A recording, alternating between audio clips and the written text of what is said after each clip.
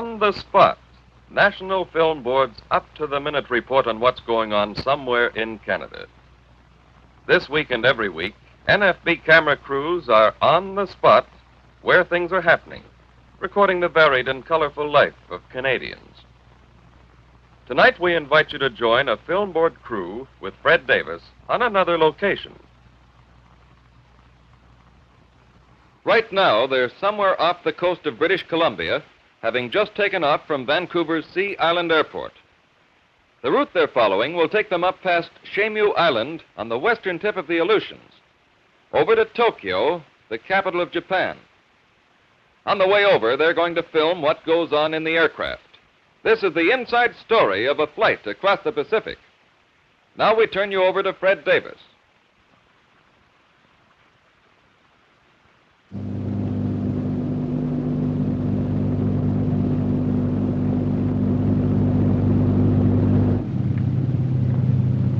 We're up about 2,000 feet now, so I guess we can dispense with this safety belt. Ladies and gentlemen, ships at sea are required by law to carry life jackets and lifeboats. This ruling also governs the airlines. Life jackets are located... No, an airliner is just like a ship at sea. International regulations demand that certain precautions be taken on every flight. Life jacket before? No, I haven't. You just put your arms through these loops and your head through this hole. There are two stewardesses on this particular flight. This young lady, helping passengers familiarize themselves with life jackets, is Dolores Cope. She hails from New Westminster, B.C. But life jacket drill is only one aspect of the many precautions taken in modern-day flying. Before the plane left the ground, it was carefully checked by swarms of technicians who tested and inspected every part of this complex machine. It's getting dark now, and the passengers are settling down for the long trip ahead. This would be a good time for us to wander around a bit. First, we'll go forward and meet some of the people who keep our ship in the air.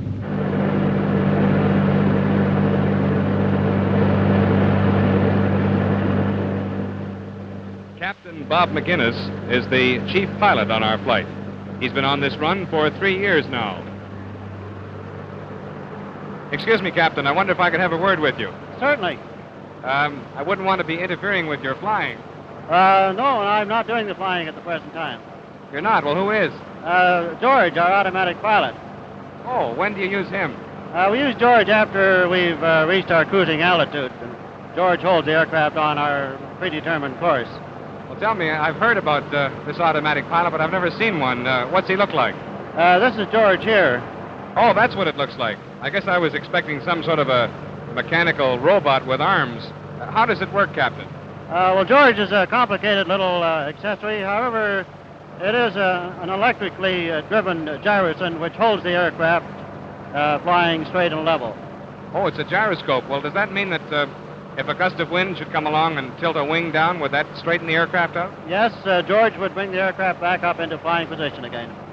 Is wind a vital factor in piloting an aircraft?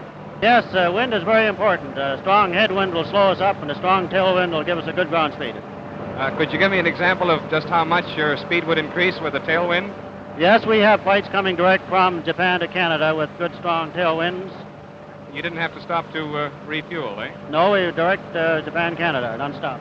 What about in the case of a very heavy headwind? You're fighting against it. Isn't there a danger there of running out of fuel? No, we have an hourly fuel check which we make, and also we keep a very close check on our PNR. What's this PNR, Captain? The PNR is our point to which we go before we make up our mind which we'll carry on to our destination or return to our starting point. What would happen in the case of the weather changing back at your starting point? Well, we have alternate airports which we could go to, which we plan on going to if the weather goes bad. I see. So that no matter what happens, you always know exactly where you're going to get and got something to spare, eh? That's right. We always carry enough fuel to go to an alternate airport. I noticed when you pointed out the automatic pilot before, this is a very bewildering maze of instruments here. What are they for, Captain? Some of them are for the direct control of the aircraft. However, a lot of the gauges are just for reference purposes, just to let us know how things are going. What about these handles out here in front? Well, these are our throttles. They're just the same as an accelerator on the car. They control the power to the engine. On the subject of altitude, I understand you fly at different levels when you're going and returning from Japan. Is that so? Yes, that's so. Westbound we fly at even altitudes, 8, 10, 12, or 14. And on the way home, we fly at odd altitudes, 9, 11, 13. Why is that, Captain? Well, that's to avoid oncoming traffic. The same idea as driving your car. You have to stay over on the right-hand side of the road to avoid oncoming traffic. Oh, I see. Well, thank you very much, Captain, for your time. Now we'd like to see just how a ship like this is navigated. Ray Taylor is one of the Empress of Tokyo's navigators. His job is to know where the ship is at any given moment and to plot the direction it should take to reach its destination. Ray, tell me, how do you figure out where we are at any particular time? We have 3 primary aids to navigation. First, we have the radio, we have celestial navigation, and radar fixing. This celestial navigation, is that using a sextant like they do in the Navy? It's quite similar. And how about this radio business? How would you find your position by means of radio? Well, I think I could show you best with a diagram here. Okay. This will represent the coastline. We have 2 radio stations, one here and one here. We are somewhere out in this area. One radio direction finder will show that we are along this line. We don't know where we are along this line except that somewhere along that line. Now the other station will show that we are along this line. And where the 2 intersect would be our fix, definite position.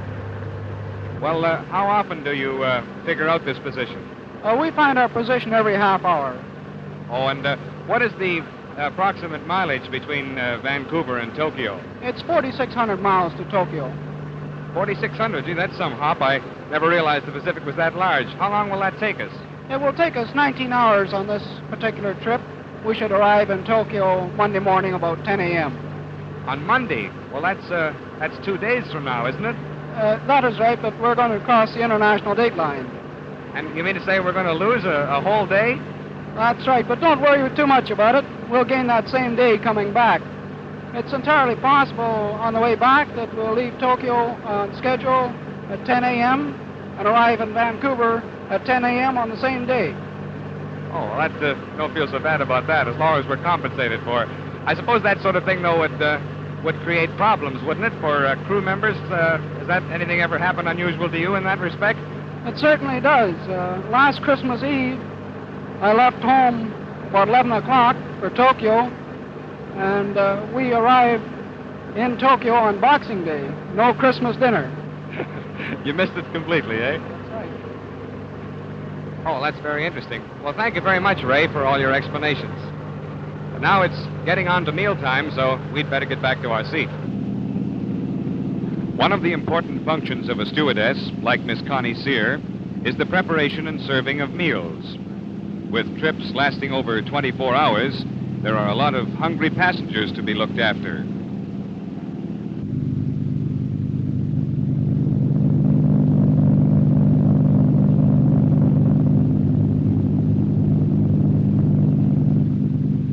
Now let's find out more about the duties of a stewardess. You girls seem to be very talented in the kitchen. Do you come by that naturally, or is that part of your training? We do have a bit of training in it, but I suppose if you're a good cook, it helps. What about in the case of rough weather, Miss Sear? How do you keep these cups and saucers from splattering all over the place? It's rather difficult at times. However, we usually put off serving if it's too bumpy.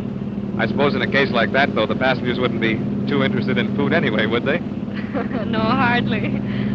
Apart from the preparation and serving of meals, what other duties are a stewardess is called upon? Oh, a stewardess has to take care of all needs of the passengers.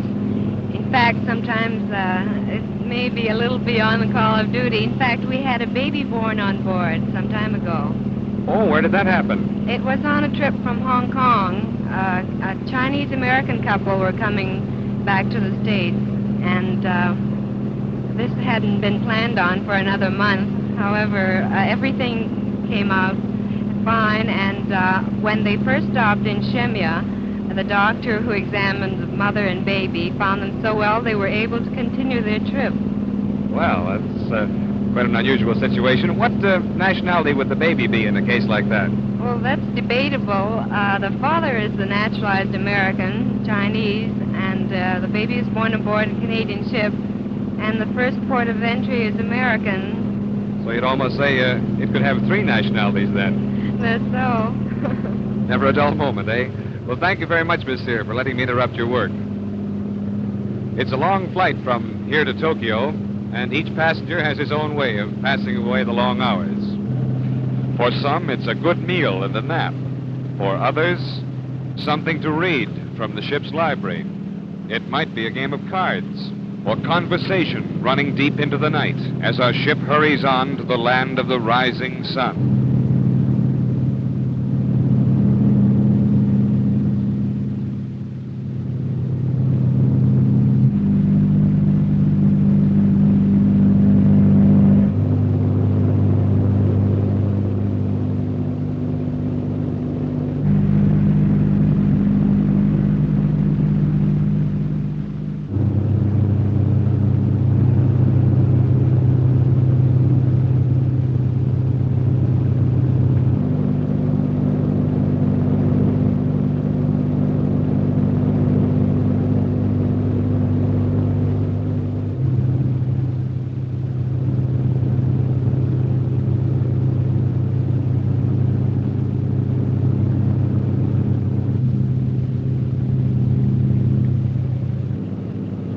It's been a long night, but we've passed through the Arctic darkness now, and our ship is rapidly approaching its destination.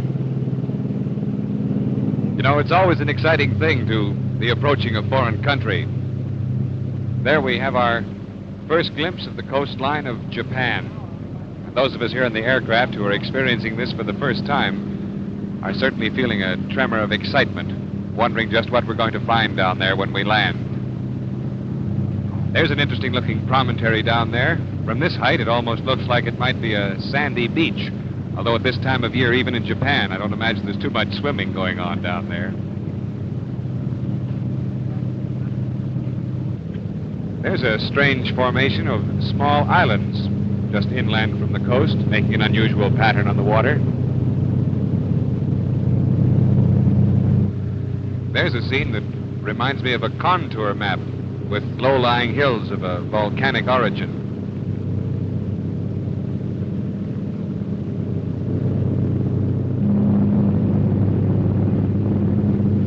There's a small village near this coastal range, just a few miles inland from the ocean.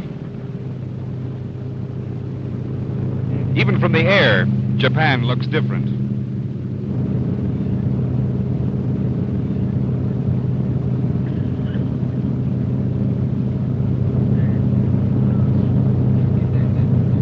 Another fertile farm valley is passing beneath our plane now as we move on towards Tokyo.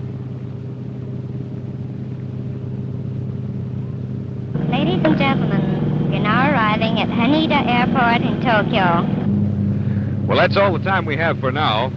We're coming in for a landing, and it's on safety belts again. Our next stories will come to you from Japan and Korea, so join us again next week for another on-the-spot presentation.